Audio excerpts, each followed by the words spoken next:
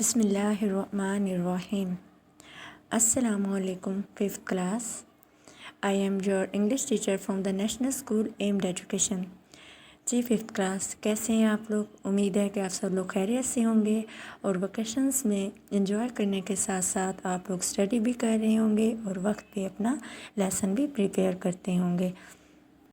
इस वीडियो में हम बुक के पेज नंबर 13 पे क्वेश्चन नंबर 2 को सॉल्व आउट करेंगे। क्वेश्चन नंबर 2 है add the suffix Y to the following. मुदज्जर ज़ैल में वाई को शामिल करें। सफिक्स का मतलब है शामिल करना या इजाफा करना। वेयर पॉसिबल, जहाँ मुमकिन हो। Note all the words can take the suffix Y, so check in a dictionary. तमाम लफ्ज़ों में वाई का इजाफा नहीं किया जा सकता, सो इसलिए डिक्शनरी में चेक करें। And be careful about spelling change, और स्पेलिंग को तब्दील करते वक्त ख़ास ख्याल रखें। इसी तरह हमारे पास ऑप्शन ए में वर्ड है रेड, RED रेड, जिसका मीनिंग है सुर्ख। अब यहाँ पे हम वाई का इजाफा नहीं करेंगे, ये रेड ही रहेगा। इसी तरह सेकंड वर्ड हमारे पास है रन, RUN रन, इसमें वाई का इजाफा हो सकता है। अब हम रन को रनी में चेंज कर देंगे और इसमें N और Y का इजाफा करेंगे, N और Y। रन का मतलब था दौड़ना, अब रनी बन गया है RUNNY रनी, जिसका मतलब है बहना। इस तरह ऑप्शन सी है, यहाँ पे लिखा है शेड, SHADE शेड, जिसका मीनिंग है साया। अब इसमें हम शेड में E को काट के Y लगा देंगे, तो ये क्या बन जाएगा? शेडी। शेड था तो साया, Y लगा दिया, तो जिस तरह हम स्पेलिंग चेंज करते जाएंगे उसी तरह हमारे वर्ड्स के मीनिंग भी चेंज होते जाएंगे। शेड साया, और शेड का मतलब है सायादार।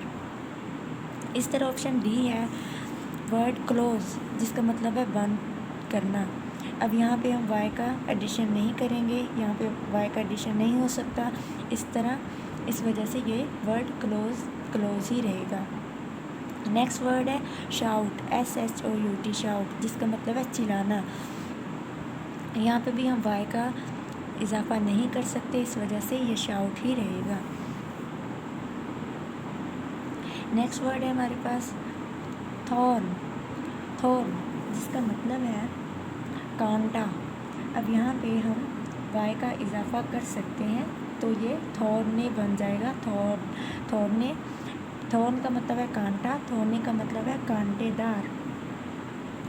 इसी तरह ऑप्शन जी है हमारे पास वेट, जिसका मतलब है वज़न।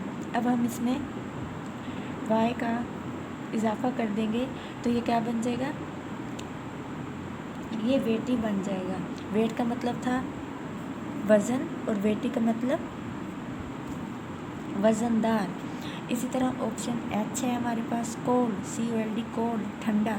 इसमें हम वाई का इजाफा नहीं कर सकते, इस वजह से वर्ड कोल्ड ही रहेगा।